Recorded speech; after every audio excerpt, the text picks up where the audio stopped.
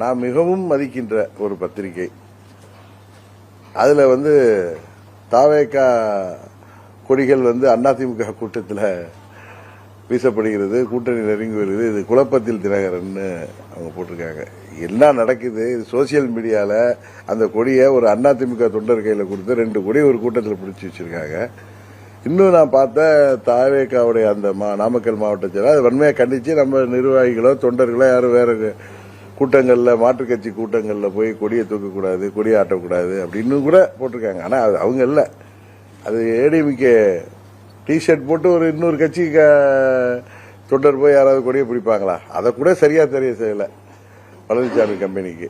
அதாவது தாவேகா கூட வரணும்னு அவங்க நினைக்கிறதோ, அவங்களுக்கு அழைப்பு விடுறதோ, அவங்கள்ட்ட போய் கேட்கிறதோ அவர்களுடைய உரிமை. ஆனா திரு விஜய் அவர்கள் என்ன மதுரை மாநாட்டில் கூட சொன்னார், எங்க தலைமையில தான் ஆட்சி அமையும், எங்க தலைமையை ஏற்று கூட்டணி வாங்கன்னு சொல்றாரு, மற்ற கட்சிகளுக்கு அனுப்பி விடுறாரு. அப்ப பழனிசாமி விஜய் அவர்களின் தலைமையை ஏற்று அந்த கூட்டணியில் செல்வதற்கு தயாராகிவிட்டார். அந்த அளவுக்கு எடப்பாடி பழனிசாமியுடைய கட்சி இடிஎம்கே பலவீனமாயிட்டு வருவதுதான் காமிக்குது.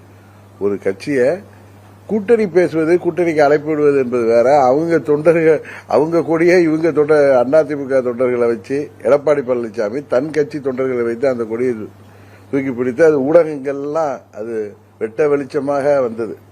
இந்த நேரத்தில் இன்னொரு தமிழ் பத்திரிகை, நான் மிகவும் மதிக்கின்ற ஒரு ரெப்யூட்டட் பத்திரிகையில தாவேகாவும் எடப்பாடி திமுகவும் கூட்டணி பார்த்து நெருங்குகிறார்கள். அதை பார்த்து தினகரன் குழப்பம். எங்க 2017 நாங்க பழனிசாமி துரோகத்தை எடுத்து கட்சி ஆரம்பிச்சப்ப தாவேகாங்கிற கட்சிலாம் இல்ல. எந்த ஒரு கட்சியும் இன்னொரு கட்சி தன்னோட கூட்டணிக்கு வரும் என்று தொடங்கப்படுவதில்லை, அரசியல் நடப்பதில்லை. அதை கூட அவர்கள் தெரிந்திருந்தும் அவர்கள் ஏதோ ஒரு காழ்ப்புணர்ச்சியோட அவர்கள் ஒரு செய்தி வெளியிடுறப்ப அது அவர்களுடைய ரெப்புடேஷனை தான் அது பாதிக்கும்.